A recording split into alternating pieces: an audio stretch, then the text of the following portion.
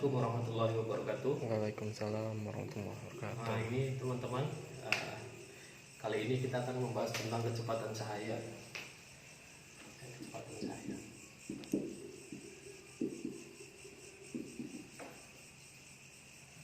Atau C, terkenal dengan C. Nah, ini adalah satu tetapan dalam fisika yang sangat penting ya dan fundamental, yaitu besarnya yang disepakati adalah 3 kali 10 power 8 meter per second. Ini sebetulnya pembulatan, tapi ini sudah disepakati oleh banyak orang. Kemudian apa pentingnya konstanta ini dalam fisika? Ini sangat penting karena ini menyangkut sangat banyak konsep dalam fisika. Misalnya adalah relativitas.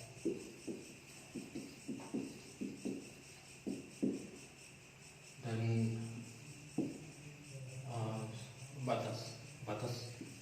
batas dunia.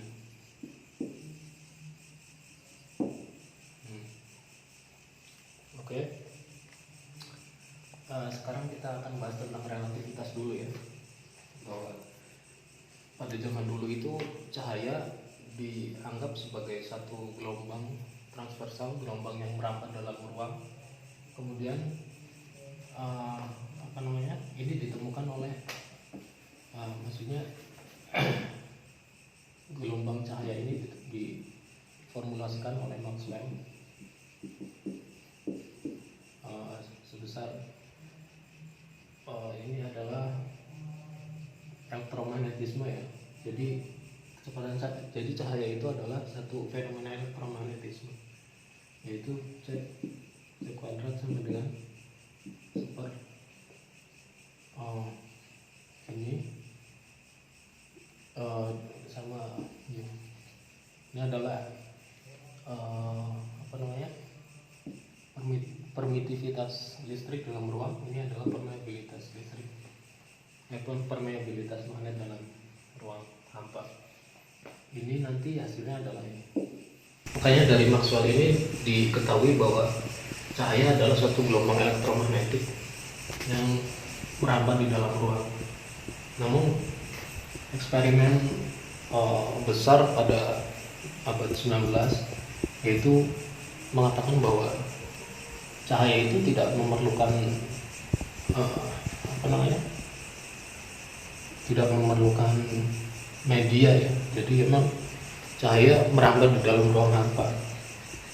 Nah, itu kemudian diformulasikan oleh Einstein sebagai satu konstanta yang mutlak di dalam postulatnya bahwa kecepatan cahaya itu bersifat tetap ya, seperti itu aja, tidak tergantung sumber dan cara merambatnya. Pokoknya seperti itu. Jadi C sebagai batas dari kecepatan dari materi itu di relativitas. Kemudian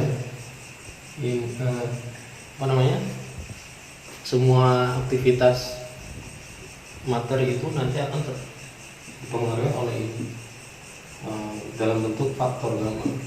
Itu yang saya temukan adalah 1/5%. Ini adalah faktor relativitas. Nah, ini masuk C. Nah, ini adalah kondisi dari si pengamat, yaitu kecepatan dari pengamat itu. Nah, faktor ini akan masuk dalam semua formulasi. Jadi semua hukum fisika itu harus ada faktor ini sebagai satu faktor yang memperlihatkan bahwa sudut pandang kita itu berpengaruh dalam menentukan hukum fisika.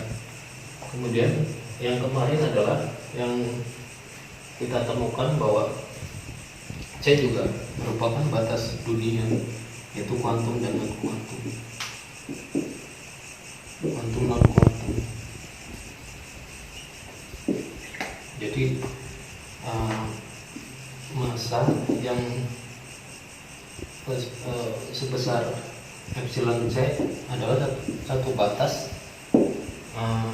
yang tegas ya, yang jelas bahwa masa-masa partikel di atas ini adalah dunia non kuantum, kemudian masa-masa partikel di bawah ini adalah dunia kuantum. Nah, itu formulasinya berbeda. Ini adalah fungsi c di dalam ya sebagai batas dunia. Nah, kemudian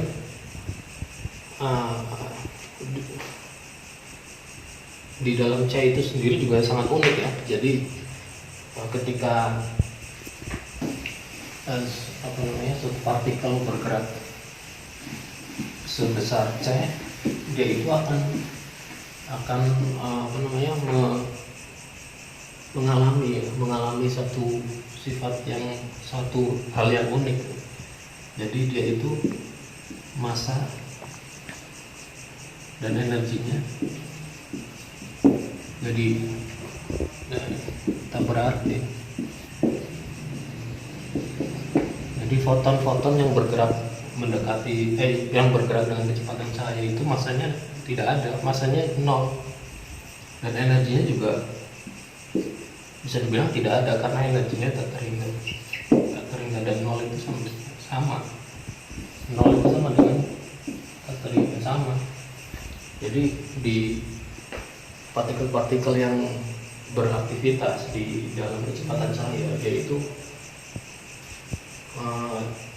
tidak memiliki massa dan energi. Dalam arti dia itu bebas lah.